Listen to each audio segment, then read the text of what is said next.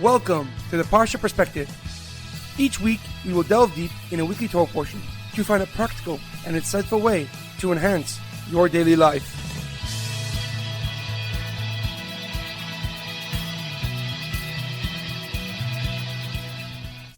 Thank you for tuning in. My name is Rabbi Shalom Yamini, and each week we will look into the weekly Torah portion to find practical and insightful ways to enhance your daily life. This week's Parsha Perspective is in honor of our homeland, Eretz Yisroel. May God protect our brave soldiers, and may God return all the hostages from Gaza immediately. This week's Parsha Perspective is in loving memory of Edward Ben Efraim, Shlomo Ben Edward, and Yirachmiel Daniel Ben Gedalia. May their souls be uplifted, and may their memories be a blessing. This week's Torah portion is Parshas Vayeitzei, guiding with compassion. Our Parsha begins with Yaakov Avinu, our final patriarch, our final forefather, fleeing Beer Sheva to escape his brother Esav's anger and rage. While traveling to Charan, he stops overnight on Har Moriah, Mount Moriah, which is the future site of the Beis HaMikdash, known today as the Temple Mount. That night, he dreamt of a ladder stretching towards the heavens with angels ascending and descending. God then appeared to Yaakov Avinu and promised him that he would give him the land which he is sleeping upon, and he would give it to him and his children and guard him until he returns to the land of Canaan. And the following day, Yaakov Avinu woke up and recognizes the mountain's holiness and names the place Beis E-l, the house of God. When Yaakov arrives in Charan, he meets Rachel, Laban's youngest daughter, waiting by the city well with her father's sheep. A large stone blocked the entrance to the well's opening, and so therefore Yaakov single-handedly rolled off the rock and gave water to her sheep. Rachel hurried home to tell her father, and Laban went outside to greet Yaakov and invited him to stay in his home. He offered Yaakov a job as a shepherd tending to his sheep and told him that he can marry his daughter Rachel as payment, insisting, though, that Yaakov work 7 years for her hand in marriage. After 7 years, Laban arranges a wedding yet deceives Yaakov Avinu and gives him his oldest daughter Leah instead of Rachel. And the following morning, Yaakov discovers the switch, but it was too late. So he marries Rachel after 7 days and then works 7 years to pay off her hand in marriage. Our Parsha has the birth of 11 of the 12 tribes, 11 of the 12 sons of Yaakov Avinu. Leah gives birth to Reuven, Shimon, Levi, Yehuda, Yisachar, and Zavulun. Zilpah, Leah's maidservant, gives birth to Gad and Asher.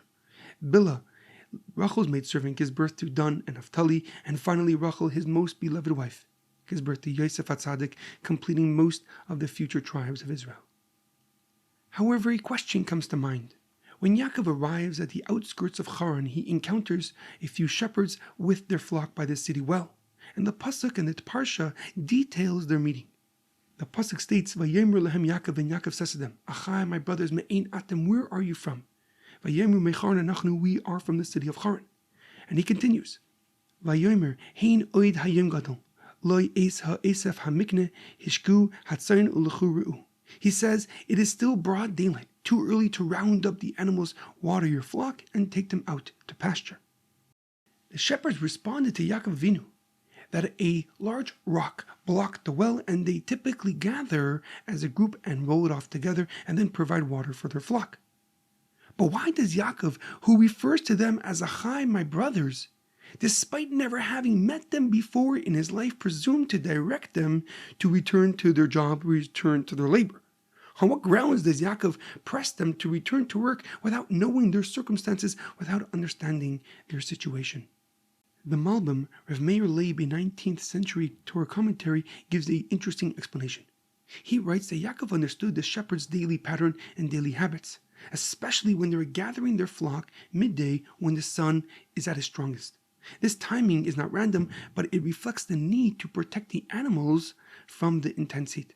And therefore, by being together, resting together under the shade, the shepherds are preserving their strength and ensuring their well-being of their flocks. But Yaakov Avinu, who has been traveling, knew the climate and recognized something that didn't seem to them. It is still early, and there is time to spare before the full heat sets in. And he was essentially telling the shepherds, there is still daylight left, let your sheep graze while they can. And Yaakov Avinu wasn't giving orders. He was trying to help them maximize their grazing time, knowing how important it is to ensure their flock was well fed before the toughest part of the day arrived. However, the Lubavitcher Rebbe, Rav Menachem Mendel Schneerson, gives a deeper and more profound explanation. He writes that this encounter highlights Yaakov's midah, Yaakov's attribute, his attribute and connection to emes, to truth. When Yaakov saw the shepherds, meant to be tending their sheep, meant to be tending their flock, resting instead, he felt compelled to speak up. Despite being a stranger, he urged them to fulfill their duties honestly and remain true to their responsibilities. We say each morning, Titein emes Yaakov, lechesed leAvram, give truthfulness to Yaakov and kindness for Avram. But even as Yaakov was committed to the truth, he first wanted to establish a connection with the shepherds. And therefore he addresses them as Achai, my brothers, creating a bond before gently reminding them about their job. It wasn't just about rebuking them. It's about educating and encouraging them with compassion and understanding. Yaakov Avinu's approach demonstrated that even when speaking the truth, it should be done with love, with kindness, with respect. His words weren't about criticism, but about genuine care for their integrity, for what they owed to their employers, and for truly fulfilling their commitment with diligence and honesty and responsibility. And this profound lesson of speaking from a place of respect while staying committed to the truth from the Rebbe is incredibly relevant today, especially as we endure the ongoing war in Israel and with 425 days of conflict, which is now the longest battle in Israel's history. Tensions and disagreements on over how to proceed has become increasingly evident and clear. We must remember that even if we believe that our perspective is correct, how we communicate it matters. Speaking from a place of respect and love allows the others to hear and grow. On the other hand, speaking from a place with hate or even slight disrespect only emboldens the other side to remain entrenched in their views, hindering any chance of growth or progress. In our daily life, it is imperative to understand that mutual respect is essential for our society to grow and thrive. A community must be able to embrace and appreciate the uniqueness of each individual while striving towards the common goal. And if we truly want to educate, if we want to influence others, our approach must come from a place of genuine respect, genuine love, and specifically with the intention to help them grow rather than criticize or tear them down. Speaking without empathy not only stifles the growth that we wish they have, but also strengthens the very attitudes we wish to change, making others even more steadfast in their ways. I will conclude with a quote from Pirkei Avos: Kol machlekes shehi l'shem shamayim seifa lehiskayim, v'she'en l'shem shamayim einay seifa lehiskayim.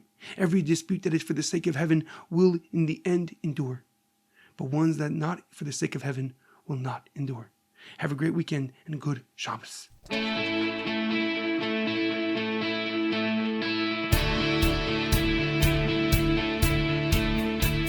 Thank you for tuning in to the Parsha Perspective.